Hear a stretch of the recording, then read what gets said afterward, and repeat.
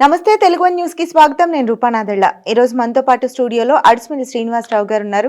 ప్రముఖ రాజకీయ పరిశీలకులు, వారితో మాట్లాడదాం. సార్ నమస్కారం. నమస్కారం అండి.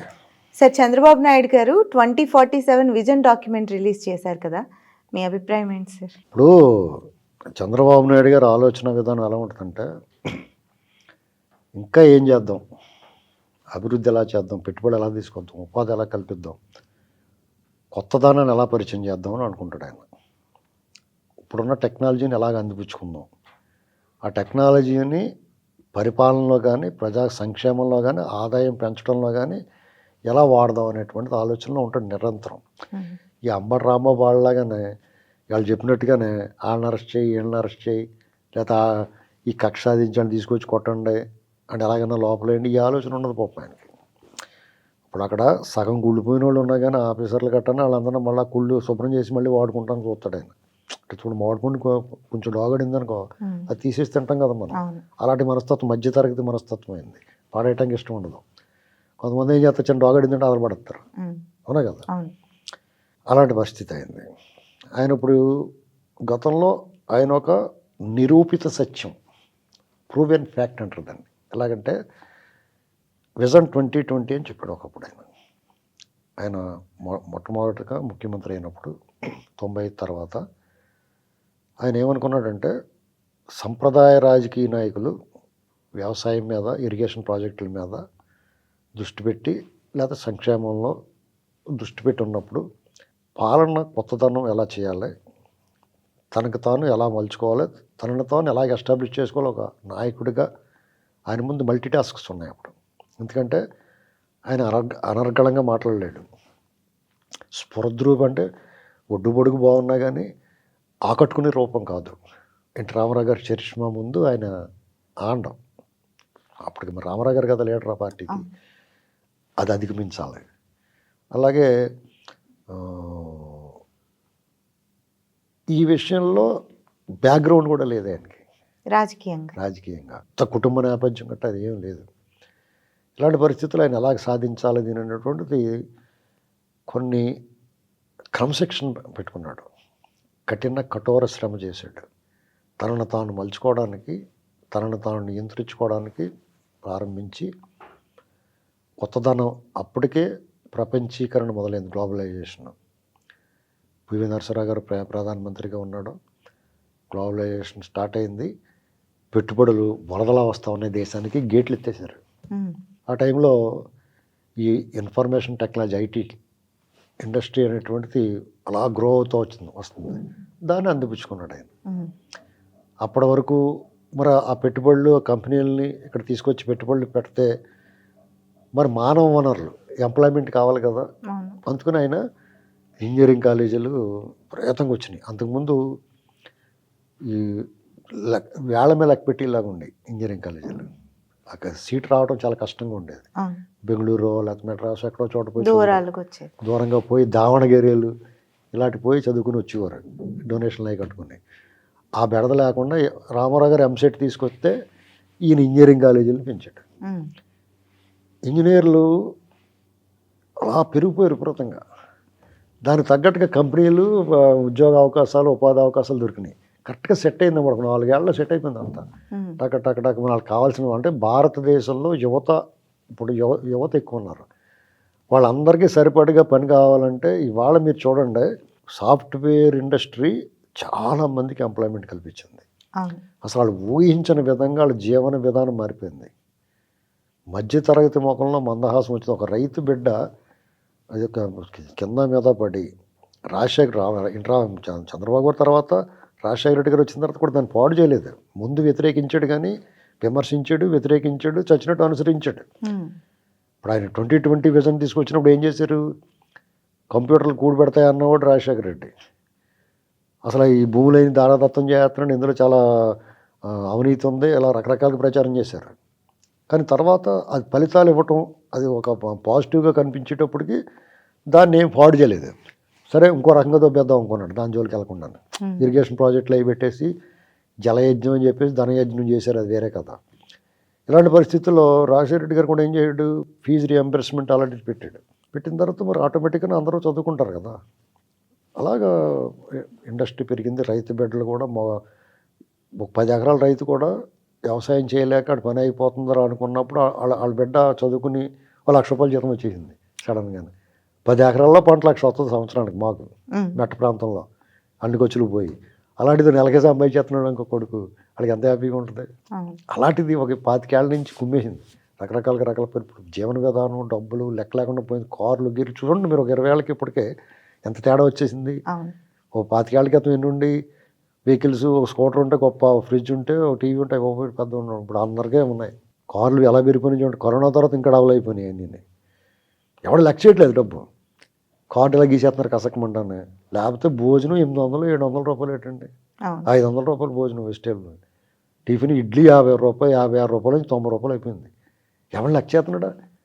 టకాలు మన పట్టురాల్సిన చెప్పి కొట్టి పడుతున్నారు. ఎవడు లెక్క చేయట్లేదు డబ్బులు. ఇది వచ్చేసింది అనుకోకుండా, లైఫ్ స్టైల్ మారిపోయింది. ఇదంతా కూడా దాని ద్వారా మళ్ళీ ట్యాక్స్లు పెరుగుతాయి, ప్రభుత్వానికి ఆదాయం పెరుగుతుంది. వీళ్ళు ఇష్టమైన సంక్షేమం చేస్తున్నారంటే కారణం ఇలా సర్కిల్ అవుతుంది. దాన్ని ఆయన ఎప్పుడో ఊహించాడు. అదే మరి ఆ గొప్పతనం, దార్శనికుడు అనడానికి, విజనరీ అనడానికి కారణం అదే. అది ఒకటే చేసి వదిలేసాడు. పవర్ సెక్టార్లో కూడా ఏపీ జన్కో, ఏపీ ట్రాన్స్కో తయారవటం, దాన్ని సరఫరా చేయటం, రెండుగా విడదీసి అందులో ఉన్న నష్టాలని నివారించేటు, ఆ సంస్కరణలు చేసేటు. కొంచెం అప్పుడు రేట్లు పెరిగినాయి ఇవన్నీ చేసినప్పుడు. దాన్ని బాబు అని పెద్ద గొడవ చేసి కాల్పుల దాకా పోయింది. అది చూపించి ఆయన ఓడించడానికి ప్రయత్నం చేశారు, ఓడించారు. కానీ ఇవాళ అదే పని కదా. ఇవాళ ఎవడలేక విద్యుత్ ధరలు పెరిగిపోయినాయి, ఎవడన్నా జెండా పట్టుకొచ్చి కూడా ఉన్నాడు. ఇప్పుడు ఎవడన్నా అడుగుతున్నాడు, ఎంత కట్టిపడుతున్నారు. కాసేపు అరుచుకుంటారు. మళ్ళీ జగన్ ఎంత పెంచేయడు, అవినీతిని కూడా యాక్సెప్ట్ చేస్తారు. జగన్ ఎంత దుబ్బేయడు. మామూలుగా అయితే ఇది వరకు ఇటు అవినీతి పడు అంటే అటు మన దూరం ఉండేవారు. రాజకీయ నాయకులు కూడా తప్పు చేయడానికి భయపడిపోయేవారు. ఇప్పుడు ఎవరు లెక్క చేయట్లేదు. ఇలా ఇప్పుడు ఈయన ఏం చేసాడంటే, చంద్రబాబు నాయుడు గారిని మనం ఏ విషయంలో, ఒకవేళ పరిపాలన విషయంలో కొన్ని వర్గాలకు అన్యాయం జరుగుతుందంటారు. ఆయన సొంత సామాజిక వర్గానికి అన్యాయం జరుగుతుందంటే అది వేరే, అది వాళ్ళకి సంబంధించింది, ఒక కులానికి సంబంధించింది, అది ఆయన వ్యవహారం. కానీ ఓవరాల్గా చూస్తే ఆయన సమూహాన్ని గుర్తిస్తాడు. ఆయన సమూహ ప్రయోజనాల గురించి చూస్తాడు. రాజశేఖర రెడ్డి లేదా జగన్ రెడ్డి వీళ్ళు ఏంటంటే తక్కువ మంది, వాళ్ళ చుట్టూరు ఉన్న వాళ్ళ ప్రయోజనాలు చూస్తారు. తక్కువ మందికి వాళ్ళు వీళ్ళని పొగుడుతూ ఉంటారు, నమ్మినోడికి చేసాడంటారు. ఇక్కడ అది డిఫరెన్స్ వాళ్ళిద్దరికి. ఆయన అంతసేపు రాష్ట్రం, జలము, జనము, ఇదే లెక్క ఆయనకి. జనము, జలము, అభివృద్ధి, సంక్షేమం, ఉపాధి, భవిష్యత్తు, భరోసా, ఇది ఆయన లైన్. ఇలాంటి పరిస్థితుల్లో జలం అంటే యాక్చువల్గా వ్యవసాయం దండగన్నాడని చెప్పి ఆయన చాలా చెడ్డ పేరు తీసుకొచ్చి ఆయన పదే ప్రచారం చేశారు పాపం.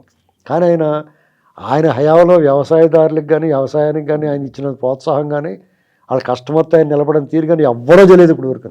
అలాగే పోలవరం ప్రాజెక్టుని ఎంత వేగం కట్టాలని ప్రయత్నం చేయడం, అంత విధ్వంసం చేశారు వాళ్ళు గత హయాంలో.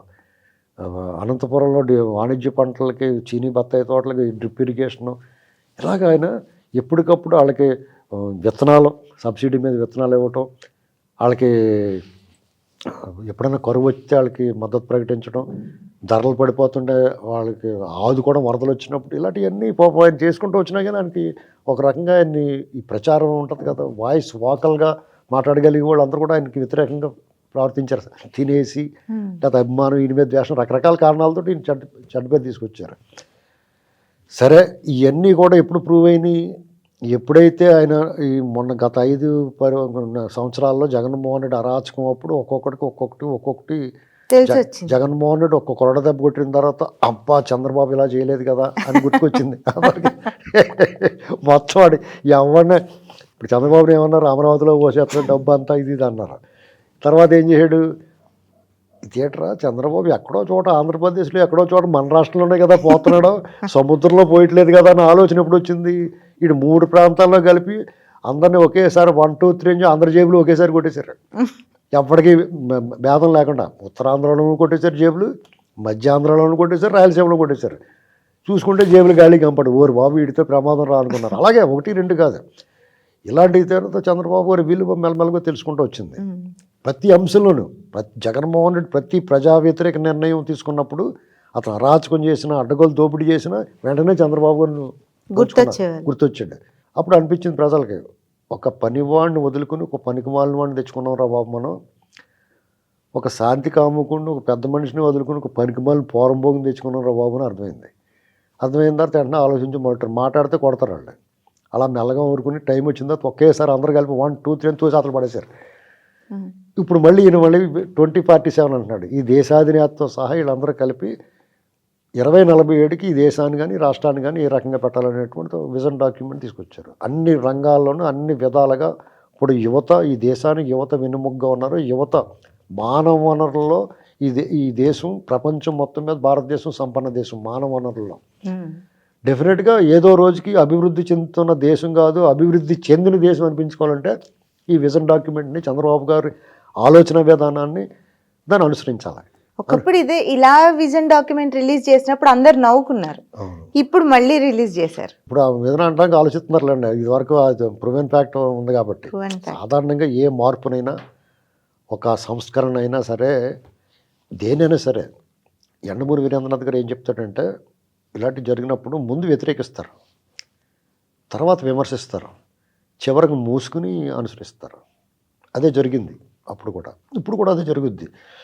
అమరావతి ఉంది, అమరావతిని ఆయన్ని చాలా మాట్లాడారు. అసలు ఆ భూ సమీకరణ అనేటువంటిది ఒక అత్యద్భుతం. కానీ ఆ 33,000 ఎకరాల సాగర రైతులు స్వచ్ఛందంగా వచ్చి ఒక రకంగా త్యాగం చేసి దాన్ని విక్రించారు, ఎగతాళి చేశారు, వేళాకోళం చేశారు. పైగా వాళ్ళు అమరావతిని అమరావతి అన్నారు. వాళ్ళు మానసికంగా వేధించారు. ఈ నమ్మకం ఒక ప్రభుత్వంతో రైతులు చేసుకున్న ఒప్పందాన్ని బ్రీచ్ ఆఫ్ ట్రస్ట్, నమ్మక ద్రోహం చేసి జగన్మోహన్ రెడ్డి వాళ్ళని వేధించాడు. 3 రాజధానులను మానసికంగా వేతకు గురి చేసి వాళ్ళు చావు కారకమయ్యాడు. రోడ్లు తవ్వుకుపోయారు, శ్మశానం అన్నారు, ఎడారి అన్నారు. ఇన్ని రకాలుగా చేసినా కానీ ఇప్పుడు ప్రభుత్వం వచ్చిన తర్వాత జంగిల్ క్లియరెన్స్ రకరకాల వచ్చేస్తున్నాయి, పెట్టుబడులు వచ్చేస్తున్నాయి. ఖచ్చితంగా ఏం చేస్తాడంటే ఈసారి 10 ఏళ్ళలో చేయాల్సింది 5 ఏళ్ళలో చేస్తాడు. ఎందుకంటే ఆ రకంగా పురమేస్తారు. 100 మందిని పెట్టాల్సిందే 1000 మందిని పెడతారు. పనులు వేగంగా పూర్తి చేస్తారు. డెఫినెట్గా అక్కడికి ఇన్స్టిట్యూషన్స్ వస్తున్నాయి. బిట్స్ లాంటితో ఇన్స్టిట్యూషన్ వస్తుంది. ఆంధ్రప్రదేశ్ ఒక స్వర్ణ ఆంధ్రప్రదేశ్ అన్నట్టు డెఫినెట్గా అంతగానే అవుద్ది.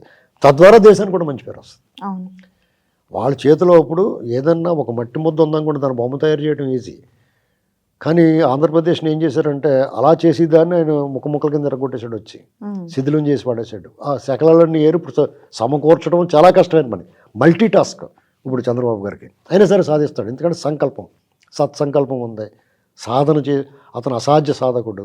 కఠోర శ్రమ, క్రమశిక్షణ, ఒక లక్ష్యాన్ని నిర్దేశిత లక్ష్యం, ఒక లక్ష్యాన్ని టార్గెట్ని ఎంచుకుని ఆ టార్గెట్ పోయి ప్రయాణం చేస్తాడు ఆయన. అంతేగాని అసలు ఆ లక్ష్యం తెలియకుండా, అసలు ఎటు వెళ్తున్నామో తెలియకుండా అయోమయంగా ఎరుచూపులు చూసుకుంటే జగన్మోహన్ రెడ్డిలా ఉంటే వాళ్ళు అక్కడే ఉంటారు. ఇలాంటి పరిస్థితుల్లో 2047 అనేటువంటిది మాలాటోళ్ళు ఆ టైంకి ఉండవచ్చు, ఉండకపోవచ్చు. ఏమైనా కానీ తర్వాత మీ తరం ఉంటుంది కదా, వాళ్ళు డెఫినెట్గా చెప్పుకుంటారు. చంద్రబాబు నాయుడు గారి గురించి ఆయన జైల్లో వేసే వరకు కూడా చాలామంది మాట్లాడుకోలేదు, తెలిసినా మాట్లాడుకోలేదు. 30-35 ఏళ్ళు ఉన్న వాళ్ళకి ఆయన ఏం చేసాడో తెలియదు. అప్పుడు చిన్నపిల్లలు 10-15 ఏళ్ళు ఉంటారు ఆయన పరిపాలన చూసిన వాళ్ళు. కాబట్టి ఎప్పుడైతే జైల్లో వేశారో అప్పుడు ఈ ప్రపంచంలో మీరు ఒకటి గమనించండి, ఈ గెలుపు మొన్న వచ్చిన గెలుపు అంత ఆషామాషిగా రాలేదండి. ప్రజలు ఒక మంచి పని చేస్తే మర్చిపోరనడానికి ఒక ఉదాహరణ అది. ఈ దేశంలో కానీ ప్రపంచంలో కానీ అనేక పోరాటాలు జరిగినాయి. భుక్తి కోసం జరిగింది పోరాటం, భూమి కోసం జరిగింది, విముక్తి కోసం జరిగింది, మొట్టమొదటిసారిగా ఒక వ్యక్తి కోసం జరిగిందండి పోరాటం. అంటే ఈ ప్రపంచం అంతా బయటకు వచ్చి, తెలుగువాడు ఎక్కడుంటే అక్కడ వాళ్ళందరూ బయటకు వచ్చి అసలు ఈ అన్యాయం ఏంటి, ఈ దుర్మార్గం ఏంటి, అసలు ఆయన అరెస్ట్ అయినప్పుడు ఒక నిశ్శబ్దంలోకి వెళ్ళిపోయారు అంతా. కానీ ఆ నిశ్శబ్దాన్ని ఎవరు బద్దలుగొట్టారు అనుకుంటున్నారు? ఈయన ద్వారా విజన్ 2020 ద్వారా హైదరాబాద్ కానీ ఐటీ ఇండస్ట్రీలో కానీ ఒక విప్లవం తీసుకొచ్చిన ఒక ఆద్యుడు, ఐటీ వనానికి తోటమాలి ఈయన. డెఫినెట్గా ఐటీ వనం మాట్లాడుతుంది. మర్చిపోకమా తోటమాలి, పొరబడి అయినా ఒకసారి అన్నట్టుగా వాళ్ళందరూ కూడా నువ్వు మర్చిపోయినా కానీ మేము మర్చిపోలేదని బయటకు వచ్చారు. నిశ్శబ్దం బద్దలైంది. బెలబెలబెలమంట వచ్చి ఈ ప్రపంచం అంతా గొంతెత్తి మాట్లాడింది. బెంగళూరులో అయితే ఒక ఆవిడ అంటుంది, కోహినూరు డైమండ్ ఎక్కడికో పట్టిపోయారు అంటారు, ఆ కోహినూరు డైమండ్ ఇక్కడే ఉందన్నది. ఆవిడ ఎవరిని అనిపిస్తారా ఆ మాట? అప్పుడు మాలాంటి వాళ్ళు ఏం చెప్తామంటే diamonds are forever but legends are very few అంటాం. అలాంటి లెజెండరీ పొలిటీషియన్, విజన్ ఉన్నవాడు, ఈ దేశానికి రాష్ట్రానికి అవసరమైనవాడు, ప్రజలకు కావాల్సినవాడు, అతను వదులుకుంటే ఎంత నష్టమో మనం కళ్ళారా చూసాం అరాచకంగానే. ఇవాళ అతను అధికారంలోకి వచ్చినా సరే ఎక్కడా కూడా కక్ష సాధింపు లేకుండా ఎంత సమయంలో సహనం, ఓపిక, ఓర్పుతో ప్రవర్తిస్తున్నాడో. అతని సహచరుడు, అతని కూటమిలో భాగస్వామి అయిన పవన్ కళ్యాణ్ గారికి ఆయనకు ఉన్న బాండింగ్ చూడండి, తుమ్మ జిగిరి పెట్టి నటించుకున్నట్టు ఉన్నది. వాళ్ళిద్దరు వాళ్ళు తెగలవ చేసుకుంటున్నారు. నిన్న మొన్న ఒక వీడియో చూసాను నేను. అంటే ఇలాంటివన్నీ చూస్తుంటే మంచి రోజులు వచ్చినట్టు అనమాట. ఈ మధ్య మధ్యలో అల్లు అర్జున్ అరెస్టులు, వీళ్ళ మాటలు ఇవన్నీ వాళ్ళకి తెలియదు పాపం. నిజంగా వాళ్ళు 2047 గొడవలో ఉన్నారు. వాళ్ళకి దారి పోతా పంది ఏం చేస్తుందంటే బురదలో మునిగి గుడిని జలదరించుకుందాం అనుకోండి, మన దారిని పోతాం, మన దారిని మనం, మనకి ఆ బురద మనకు అంటుకుపోద్ది. అలాంటివి జరుగుతుంటాయి పాపం. వాళ్ళు దాని మీద పదే పదే చెప్పాలి తెలియని వాళ్ళకి. వాళ్ళు ఒకవేళ మన వాళ్ళకి భజన చేస్తున్నాం అనుకుంటే అనుకోండి, చంద్రబాబు అనేటువంటి వ్యక్తి దక్షిణాదికే ఈ భారతదేశంలోనే ఒక మంచి లీడరు. ఆయన ఆలోచన విధానాన్ని ఫాలో అయితే ఈ దేశం బాగుపడుద్ది. ఎన్నాళ్ళు అభివృద్ధి చెందుతున్న దేశం అనుకుంటున్నాం, అభివృద్ధి చెందిన దేశం అనుకోవాలంటే ఆయన సూచనలు పాటించాలి, ఆయన పాలన అవకాశం ఇవ్వాలి, ఆయన ఆలోచనల్ని మనం అమలుపరచాలి. ఇది చేయాల్సింది. కాబట్టి వాళ్ళు డెఫినెట్గా ఆంధ్రప్రదేశ్లో చేయగలుగుతాడు ఆయన. మోడీ గారు కూడా ఈయన ఆలోచన విధానాన్ని లైక్ చేస్తాడు. ఒకవేళ గత జగన్మోహన్ రెడ్డి ప్రభు ఈయన ప్రతిపక్షంలో ఉన్నట్టు కూడా మోడీ గారు ఈయన సలహా తీసుకుంటున్నాడు. అక్కడ వాళ్ళకి ఈగోలు ఏదో ఉంటే అవి కూడా సమసిపోయినాయి ఈ మధ్య. వాళ్ళు కూడా కొంచెం లైట్గా జిగిరెట్టి అంటించుకున్నారు, బాగానే ఉన్నారు ఇప్పుడు. కాబట్టి డెఫినెట్గా బాగుంటుంది. దేశం బాగుపడాలంటే కొన్నాళ్ళ పాటు, తర్వాత మళ్ళీ రాజకీయాలు చేసుకొచ్చి మళ్ళీ తర్వాత దొంగలు వస్తారు, దోసుకుంటారు. ఇవన్నీ ఇప్పుడు సంపద ఉంటాయి కదా, దోసుకుంటారు ఎవడన్నా. ఇంట్లో ఖాళీ చెంబులు, ఎత్తడి చెంబు, కిలమెక్కిన తప్పెడాల్లో మర చెంబులు ఉంటే ఎవడ పట్టుకెళ్తాడు, అవి కూడా పట్టిపోతాడు అనుకోండి. ఇలాంటి గ్యాంగ్ వస్తాయి, జగన్ బ్యాచ్ వస్తాయి. మంచి రోజులు వచ్చినట్టే. జాతక ప్రభుత్వాన్ని 10 ఏళ్ల పాటు కాపాడుకోవాలి జనం. కొన్ని అసంతృప్తులు ఉంటాయి, అసహనం ఉంటుంది, ఇప్పుడు పదవుల పంపకం ఉంటుంది. వాళ్ళ పరిపాలన 6 నెలల పరిపాలనలో ఇందులో డెఫినెట్గా కొన్ని అసంతృప్తులు ఉంటాయి, అసహనం ఉంటుంది. అక్కడ పదవుల పంపకం దగ్గరికి వచ్చినప్పటికి ఆమోదం ఖేదం అంటే దాన్ని ఆమోదిస్తారో దానికి సంతోషం ఉంటుంది, కొంచెం బాధ కూడా ఉంటుంది. పదవుల పంపడంలో అసహనం ఉంటుంది, అసంతృప్తి ఉంటుంది, చాలా సహజం. అంతే కదండి. ఈ కక్ష సాధింపులు అయ్యి పెద్ద పట్టించుకోరు వాళ్ళు. రాడ్ బెండింగ్ అయితే చేస్తున్నారు చేసేవాళ్ళకి, కొంచెం మెల్లగా చేస్తారు. చెప్పింగా స్క్రూ దగ్గర కొడతారండి, అలా మెల్లగా చేస్తారు. ఆ తప్పించుకున్నవాడు తప్పించుకున్నాడు కదా అని రామగోపాలవరంలో మళ్ళీ ఎక్స్ట్రా మాట్లాడితే మిమ్మల్ని రమ్మంటున్నారండి అని చెప్తారు వెళ్ళి. అప్పుడు మళ్ళీ ఎటు పారిపోవాలో తెలియదు. అందుచేత ఎవడైనా పోసాని కృష్ణమురళి ఈ విషయంలో చాలా తెలివినాడు. జాతకోసారి దండం పెట్టేసి పక్క పోయాడు. ఇతను కూడా వాక్కుండా కూర్చుంటే పర్లేదు, లేదంటే అతను కూడా మామూలుగా ఉండదు. కాబట్టి చంద్రబాబు గారు ఆయన ఇదే ధోరణిలో ముందుకెళ్ళి డెఫినెట్గా మనకు అసహనం ఉంటుంది. ఏంటి ఈయన ఇలా వదిలేస్తున్నాడు, పల్లనవాడిని వదిలేసాడు, ఆయన చేర్చుకుంటున్నాడు, ఈయన చేర్చుకుంటున్నాడు అని అనుకుంటాం మనం. ఇవన్నీ సైడ్ పక్క విషయాలు. అసలు విషయం ఏంటంటే అభివృద్ధి, సంక్షేమం, సంపద సృష్టి, భవిష్యత్తుకు భరోసా, పెట్టుబడి సాధన, ఇవన్నీ వాటి మీద ఆ దృష్టి అంటే మరలనివ్వకూడదు, మనం డిస్టర్బ్ చేయకూడదని నా ఇది. Right sir, thank you.